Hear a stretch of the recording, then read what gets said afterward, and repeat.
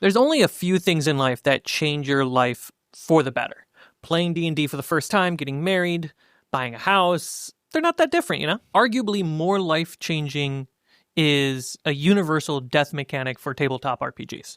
Let's talk about making death in D&D and any tabletop game actually special by giving the players 3 unique choices. Some say that 5e's death saving throw system are an opportunity for storytelling, but I don't see enough DMs and players take that opportunity because we're too focused on the dice rolls and keeping the game moving. Others say it adds tension, but what I really see is just players being put onto the bench to rest while other players keep trying to score 3-pointers. Some say Shadowdark's countdown is better. Roll a d4 plus your con mod, that's how many rounds until you die. Similar problem, similar feeling. Hey, you're not playing until someone else saves you.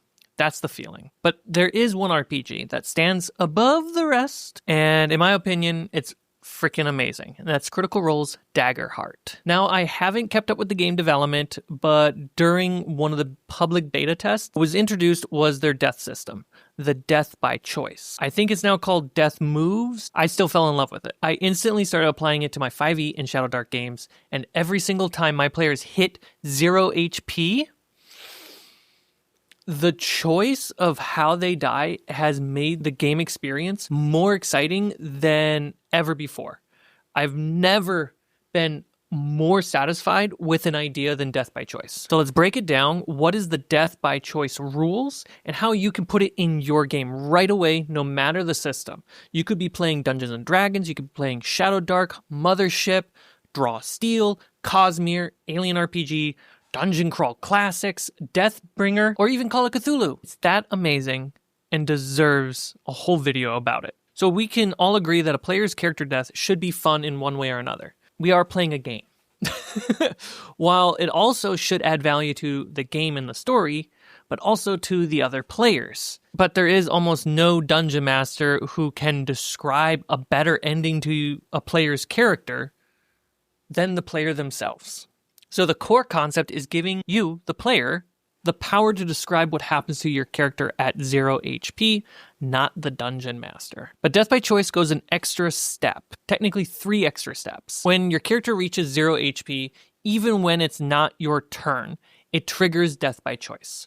Sure, you can wrap up some description or narration that you're in the middle of, but generally speaking, you want to get to death by choice quickly, because it could change the entire game in a matter of seconds. First, the DM needs to publicly announce that there are 3 choices. Each time, every time, it's fair. Even if you've used it many times in the past, your players know what's up. Saying it, reminding to everybody what's at stake is a great suspense builder. List off all 3 choices that the players have, and they can only choose one of the 3. First, Blaze of Glory, where the player can... There's something in my eye.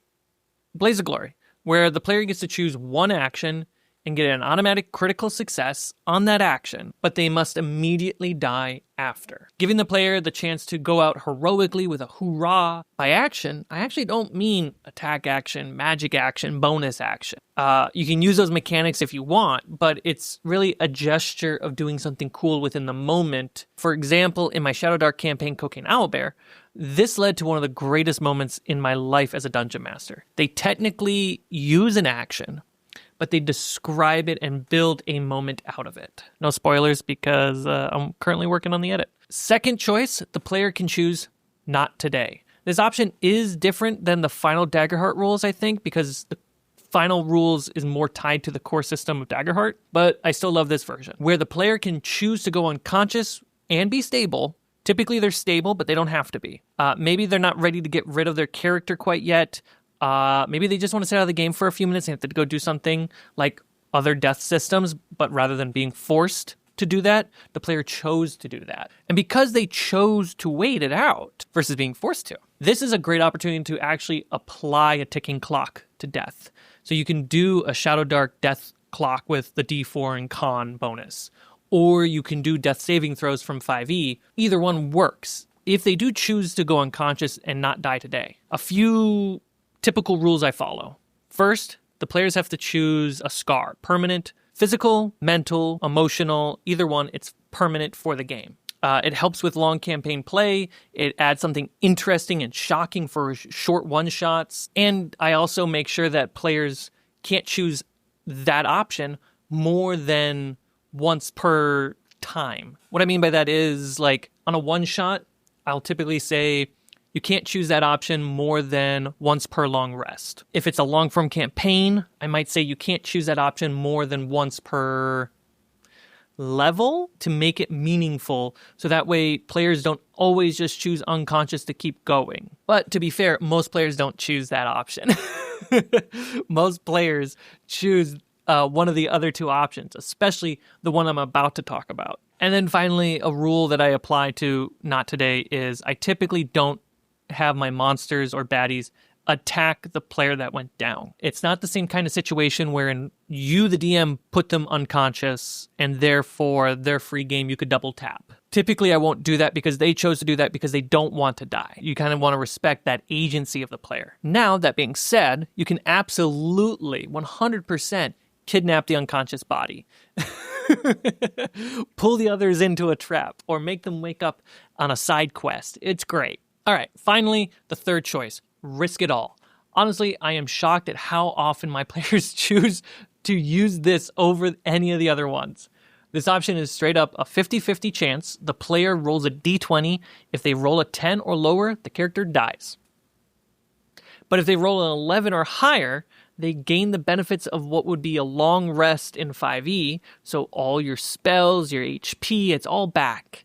And then you get to stand up. Have them describe what goes through their mind, their character's motives for a moment. Let them sink their teeth into, like, standing up and coming back for another round. Like, it's the best. But if they roll low, don't forget to go out for drinks afterwards and celebrate that character and mourn them together. So next time